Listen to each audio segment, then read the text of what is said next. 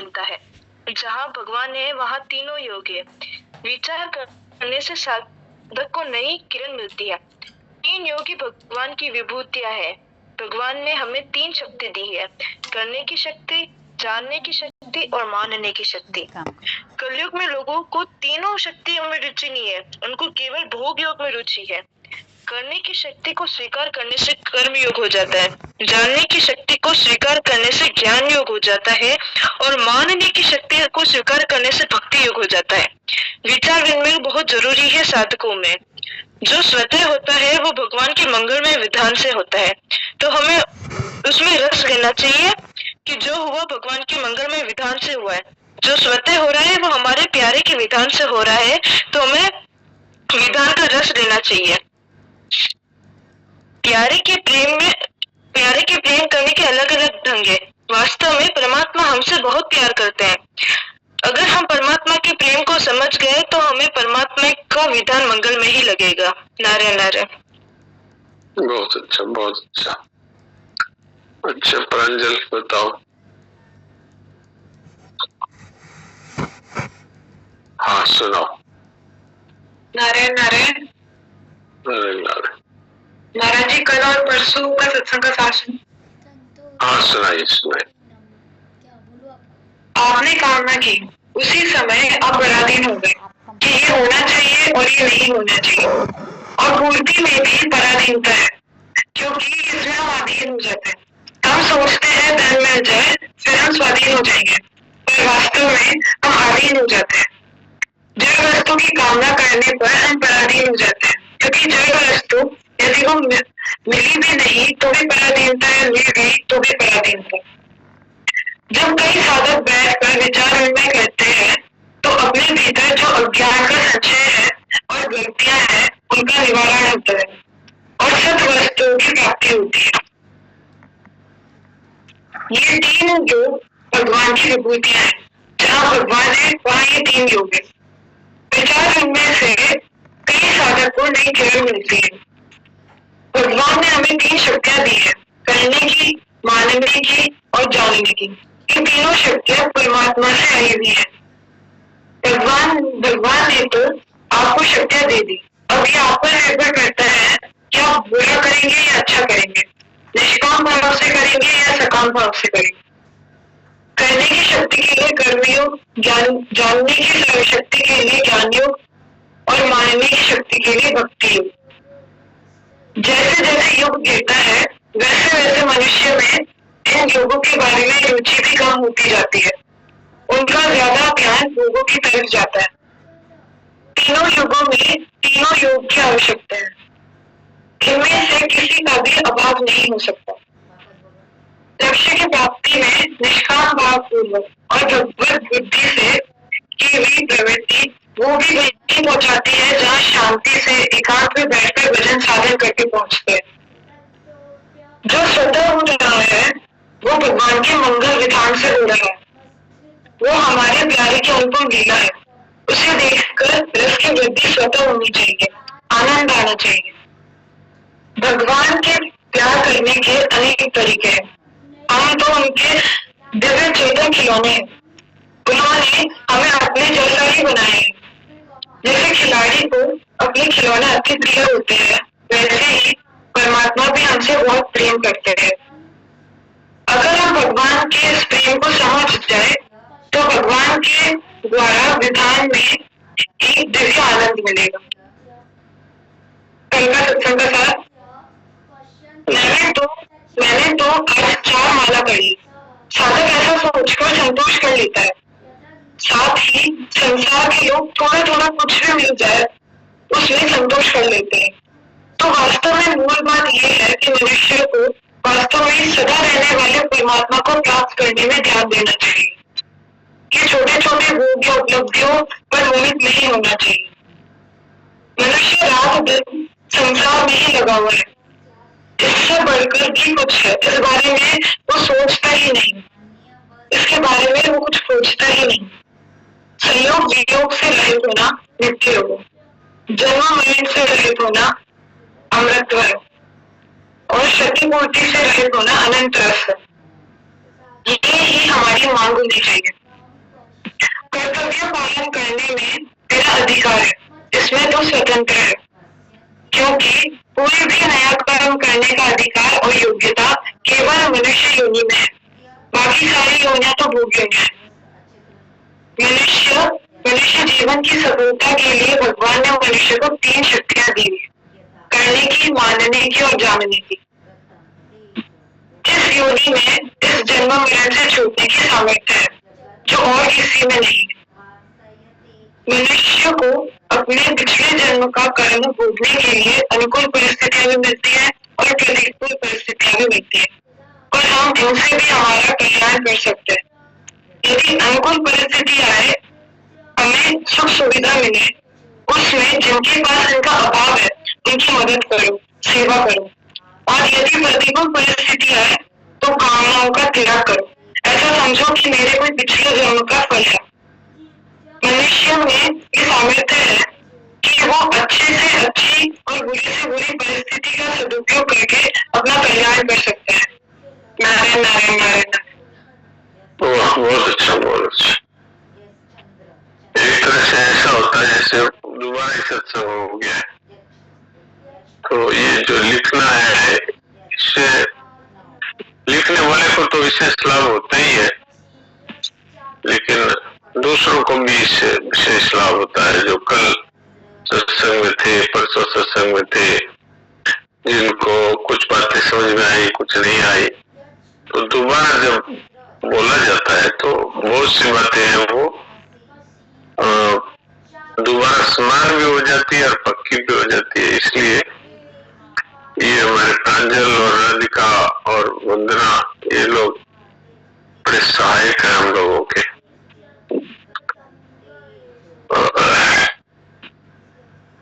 हरिओम जी क्या कहना चाहते हैं? हरिओम जी बोलिए। आप तो को इसलिए प्रणाम सभी को प्रणाम, सबको प्रणाम।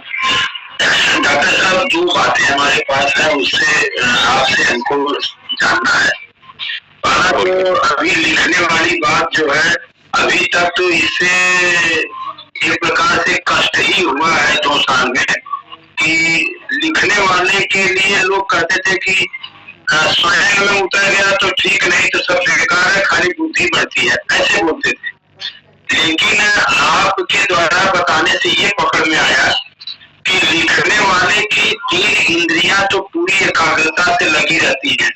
आंख देखने वाली, स्पर्श इंद्री से लिखना और कान की इंद्री से वाणी को सुनना, तो 3 इंद्रियां तो लग गई लिखने में, और उन तीनों के पीछे मन लगा हुआ है जो तीनों इंद्रियों को खुराक दे रहा है एकाग्रता का। और उसके पीछे जो बात हमने सुनी उस पर दृढ़ निश्चय होने के लिए बुद्धि साथ लगी हुई है, और स्वयं लगा हुआ है कि कल्याण हो जाए। तो ये सारी बातें जुड़ने से क्या मिला कि वो महापुरुष की बातें हमारे आपके सामने आ गई, और जब हम चाहेंगे पन्ना पलटी करेंगे वो चीज हमको सामने प्रत्यक्ष की तरह से मिलेगी। ये बात आपके विवेचन से मिला, अन्यथा तो हताशा ही मिलती थी। अरे वो लिख लिए पढ़ के सुना दिए, लिख लिए पढ़ के सुना दिए, या ऐसे कुछ भी बोल जाते हैं लोग।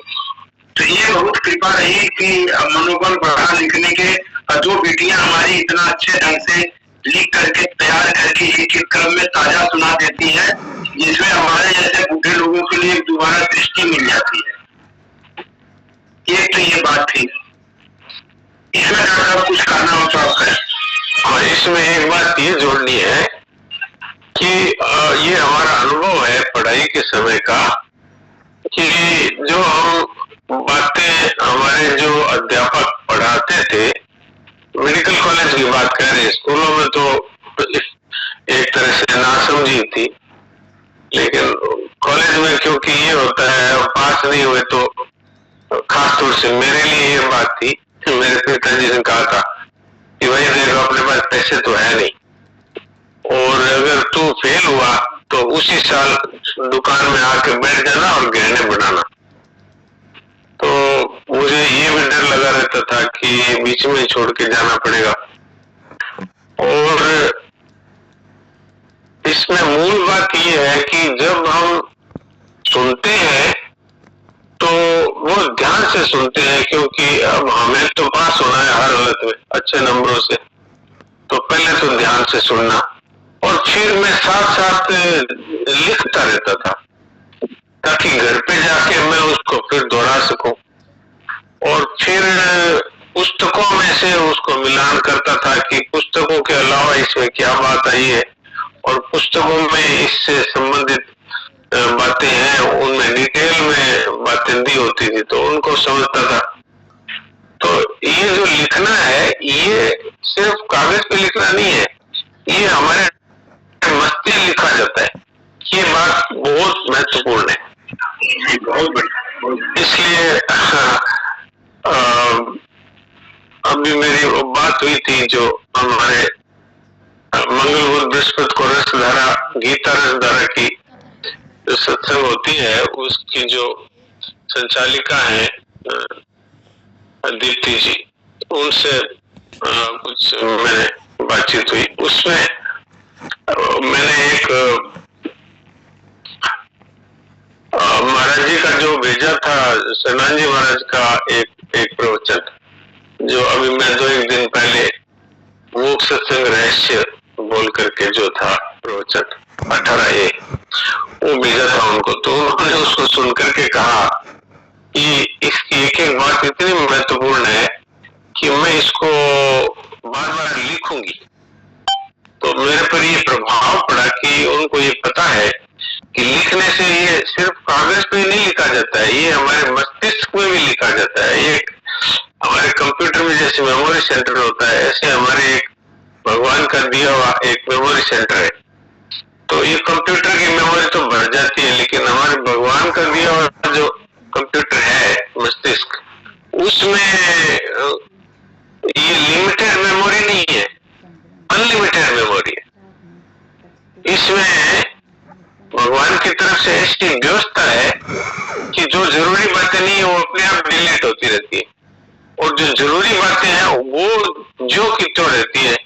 अब मुझे कुछ ऐसी बातें एकदम छोटेपन की भी याद है, तो अब बताइए वो मेमोरी अभी तक वो जो की तो है। तो इसलिए लिखना है ना, ये जैसे अभी हरिओम जी ने अच्छी बातें बताई, इसमें ये बात जोड़ने की है कि लिखना है ये मस्तिष्क में लिखा जाता है। तो ये एक बहुत महत्वपूर्ण बात है। अब आगे बताइए। दूसरा एक हमारा है कि 5 बजे वाले सत्संग में बात साधक संजीवनी से उठी थी, इसमें हमारे 62 भाई बहन जुड़े हैं।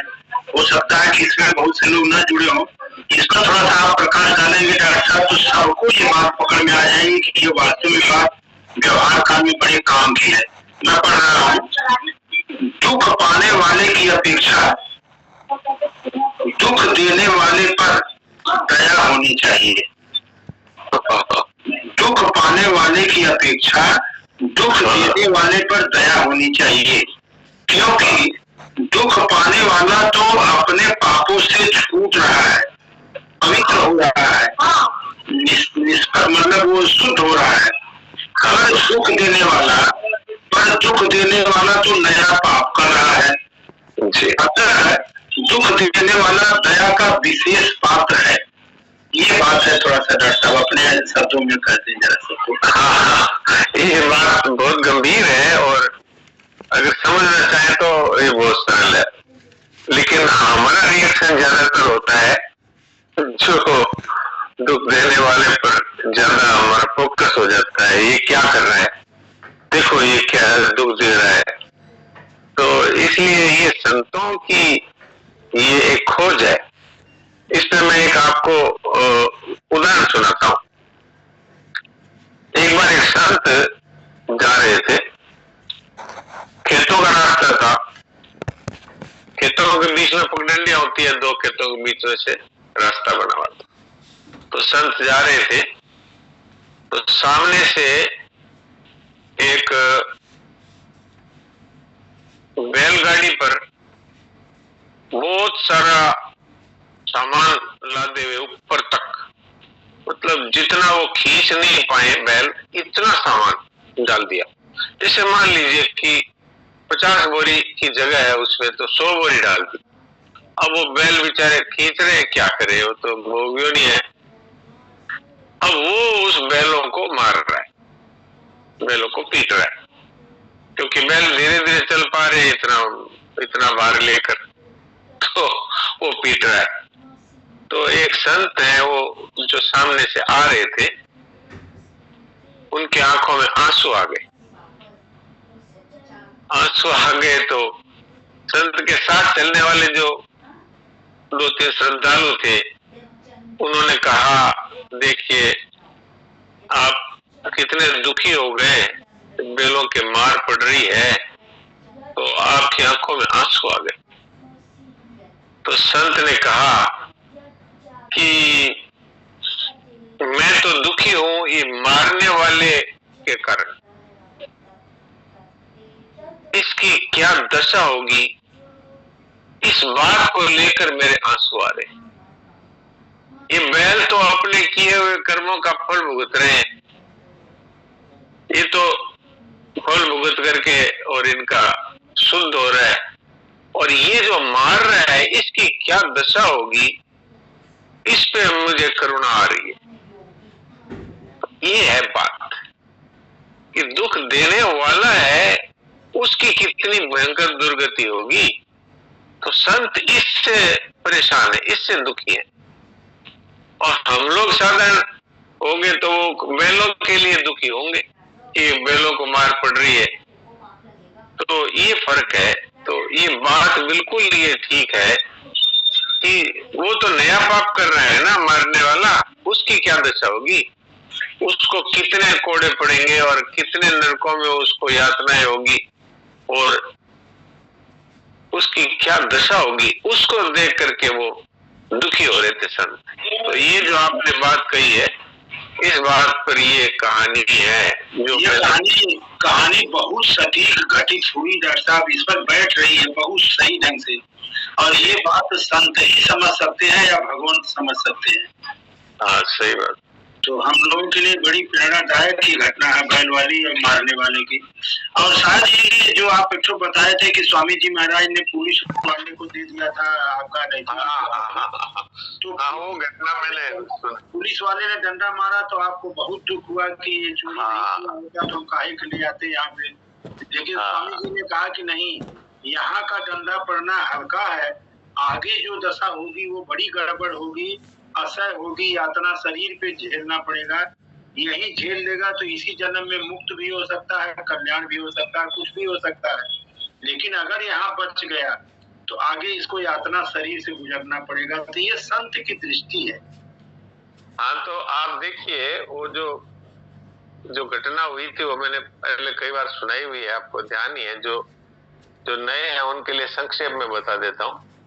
महाराज जी का प्रवचन हो रहा था गंगा किनारे, पहाड़ के इस तरफ बट वृक्ष पे, और सामने गंगा जी बह रही थी। तो मुझे काम दिया गया था कि महाराज जी जो बोले उसको रिकॉर्ड करना है। तो ये आज से शायद 40 वर्ष पहले की बात होगी।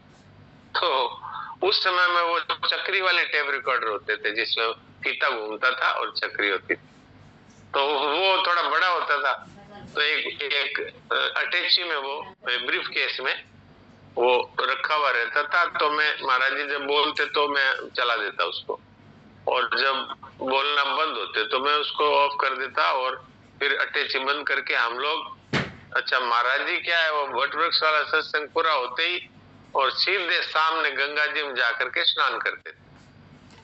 वो जो सेठ जी की कुटिया है उसके सामने एक बड़ा सा पत्थर है, तो वहां पर गंगा जी टकरा करके वापस बहती है, उसको उत्तर वाहिनी गंगा कहते हैं। उत्तर वाहिनी का मतलब है जिस डायरेक्शन में गंगा जी जा रही है उसकी उल्टी दिशा में वो घूमती थी। वो बड़ा इतना बड़ा पत्थर था, उससे टकरा करके उल्टी घूमती थी। तो वो महाराज जी कहा करते थे उत्तर वाहिनी गंगा में नहाने का बड़ा महात्म्य है, तो महाराज जी वहीं जाकर नहाते थे। तो हम लोग, हमारे एक ये रहता था कि महाराज जी के साथ नहाए। तो चोरी की ये बात थी कि महाराज जी जहाँ नहाते थे उनके टच होके जो जल आया वहां खड़े होके हम लोग कहते थे इधर तो महाराज जी के स्पर्श होके जल आ रहा है, और उधर गंगा जी तो है ही, उत्तर वाहिनी है ही। तो वो विशेष लाभ की दृष्टि से हम जल्दी जल्दी घुसते थे महाराज जी के साथ ही। तो मैं जल्दी से वो ब्रीफ केस एक सामने पत्थर था उस पर रख के और घुस गया नहाने के लिए महाराज जी के साथ। तो लेकिन मेरी दृष्टि उस तरफ थी कि मैं यहाँ रख तो रहा हूँ, कोई इसको उठा के ना ले जाए। तो इतने में देखा एक साधु, दिखने में वो भगवा कपड़े पहने हुए था, साधु जैसा ही था और जटाजूट भी थी।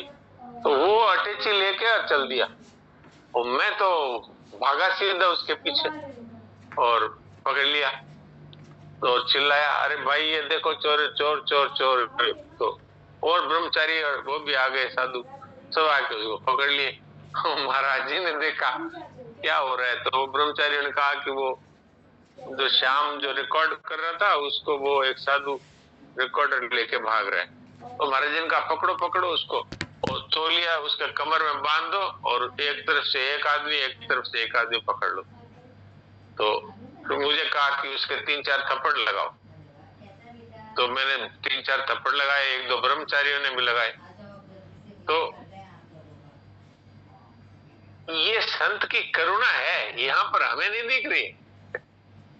हमें तो दिख रहा है कि थप्पड़ लगवा रहे, लेकिन वो संत की करुणा है कि इसको कितना भयंकर पाप लगेगा, ये गंगा का किनारा और ये सत्संग का ये सामान, इसको ये चोरी कर रहा है, इसको कितना भयंकर पाप लगेगा। तो इसका पाप कुछ कम करें, इस दृष्टि से ये उनकी दया है कि इसके थप्पड़ लगाओ। और फिर कहा कि 2 आदमी जाओ, एक इधर से पकड़ो एक इधर से पकड़ो, इसको ले जा करके थाने में ले जाके इसको जमा कराओ, इस व्यक्ति को वहां ले जाओ। तो हम लोग 2 आदमी गए। तो वहां थाना ये उस टाइम एक टेम्परेरी थाना यही था, डालमिया कोठी के बगल वाला जो है वहां पर था।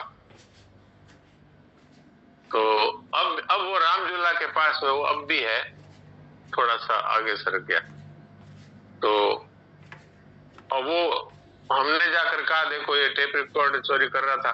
तो पुलिस वाला ने उसको पकड़ के हमारे सामने पीटना शुरू कर दिया। तो मुझे बड़ा दुख हुआ। तो फिर हम तो उसको वहां सब कंप्लेंट लिखा के और उसको तो वही हवालात में उन्होंने बंद कर दिया। तो मैं जाके महाराज जी से बोला कि वो पुलिस वाले उसको बहुत जोर जोर से पीट रहे थे, तो मुझे बड़ा खराब लगा। तो महाराज जी ने कहा अरे भाई उसको इतना दंड मिलता जिसकी कोई सीमा नहीं है, तो ये दंड यहाँ पर बहुत कम हो जाएगा उसका। तो अब ये संतों की बात कौन समझ सकता है कि मारने में भी उनकी दया भरी हुई है। जैसे माँ बच्चे को थप्पड़ लगाती है तो थप्पड़ लगाती है, उसमें उसकी दया भरी हुई है, वो उसके सुधार के लिए थप्पड़ लगाती है। तो ये संतों की बात है। तो ये आपने कहा उस पर ये घटना आपने अभी याद दिला दी, तो ये पहले वैसे बताई हुई है। और कोई बात है तो बोलिए, नहीं तो आज मेरा चरित्र की बारी है। नंदिनी से कहते हैं मेरा चरित्र सुनाएगी। इससे पहले हमने मेरा चरित्र में सुना था कि वो जो भोजराज जी के छोटे भाई है रतन सिंह जी, उनका विवाह हो गया। तो अब लोगों का फोकस है वो मीराबाई से हट करके रतन सिंह जी पे आ गया। लेकिन रतन सिंह जी है वो भोजराज जी बुझे बुझे से रहते थे, इसलिए वो दुखी रहते थे कि ये मेरे बड़े भाई साहब शादी के विवाह होने के बाद से बुझे बुझे रहते हैं। पहले खूब हंसते थे, बोलते थे, बहुत खिला खिला चेहरा रहता था। आजकल इनका बहुत एकदम उदास सा चेहरा है। तो चुपचाप से उनके पास एकांत में जाके उनसे बातें कर रहे हैं कि भाई साहब आप बताइए, आपने भाभी जी के बारे में कहा था आब का फूल, हमने और आपने सुना भाई आकाश कुसुम। आकाश कुसुम उसको कहते हैं जो दिखता तो है पर मिलता नहीं, तो उसको मारवाड़ी में कहते हैं आब्रो फूल। तो आपने भाई साहब ये भाभी जी को आब का फूल कैसे कहा? तो बोले तुम साहित्य के बारे में जानते हो, तुमको तो मालूम होना चाहिए आब का फूल क्या है। अच्छा नंदिनी आज नहीं है, अच्छा, वहां दिल्ली से नेटवर्क नहीं आ रहा है, कोई बात नहीं, मैं पढ़ लेता हूँ। तो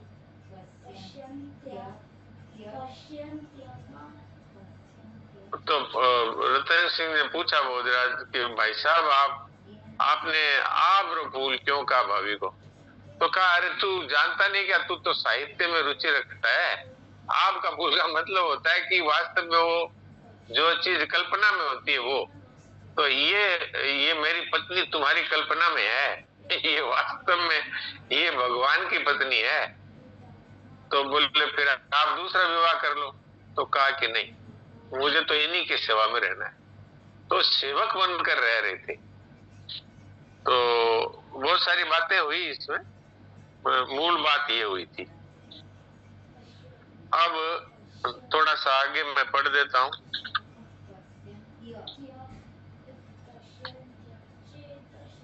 आज नंदिनी का नेटवर्क नहीं है वहां जहां पर गई हुई है, तो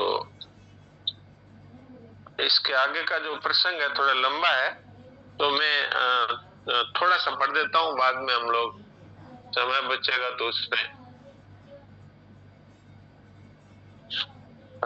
फिर बात करेंगे देवकी जी से। प्रबोधन उद्बोधन के पावन प्रसंग। मीरा का अधिकांश समय भावावेश में ही बीतता, यानी मीरा जो है वो हर समय भगवान के भाव में ही रहती थी। वो तो दिखने में दिखता था वो इस संसार में है, वो वास्तव में हर समय वो दिव्य लोक में ही रहती थी। मीरा का अधिकांश समय भावावेश में ही बीतता। इस बीच में एक बात और कह दूं, हमारी सत्संग के ही एक, जो अभी सत्संग चल रहा है, इसी के ही एक भाई ने मुझे ये बात कही थी कि जैसे आप शरणानंद जी महाराज के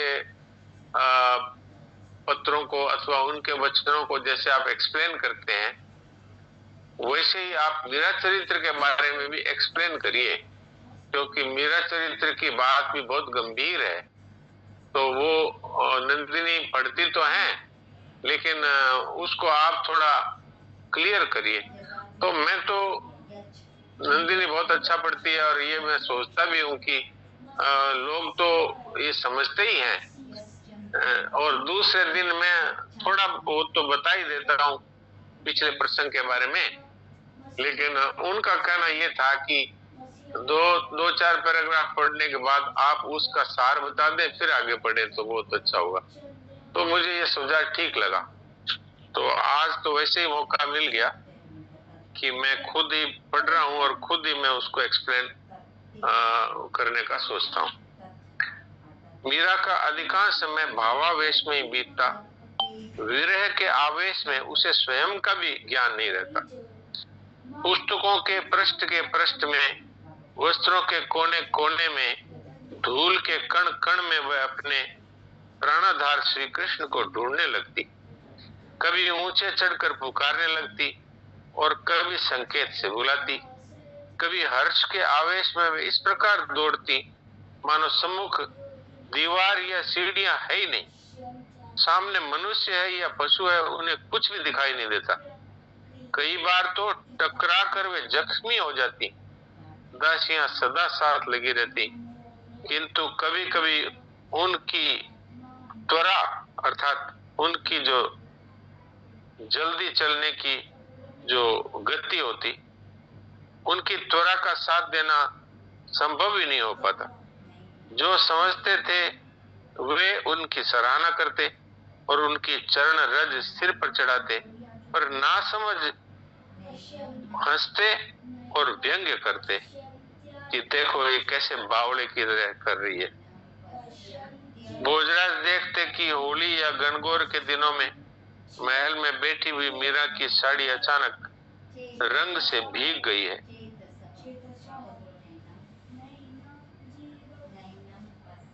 भोजराज जी ये देखते कि ये बैठी हुई है और इसकी साड़ी जैसे किसी ने पिचकारी से भिगो दी हो, ऐसा देखते थे। और वह चौंक कर कहती, अरे अरे, अर्थात वो भगवान श्री कृष्ण के साथ होली खेलती थी, तो अरे अरे कहती हुई भाग उठती। किसी अनदेखे कन्हैया से उलझने लगती। कभी वे रात को छत पर टहल रहे होते और अनजाने ही मीरा किसी और से बातें करती, किसी के कंधे का सहारा लेकर चल रही होती। ऐसे चलती हुई हर्ष से बावली सी हो जाती। कभी ऐसा भी होता मानो किसी ने मीरा की आंखें मूंद ली हो और किसी के हाथ को थामकर वह चंपा, पाटला, विद्या ये अनसुने नाम लेकर फिर थक कर कहती श्री किशोरी जू, और पीछे घूमकर आनंद विफल होकर कहती अरे प्राणधन मेरे श्याम सुंदर। और इस तरह वो जैसे उनसे लिपट करके हंसने लगती। भोजराज के आदेश से चंपा उनके मुख से निकले भजनों को लिख लेती। चंपा है ये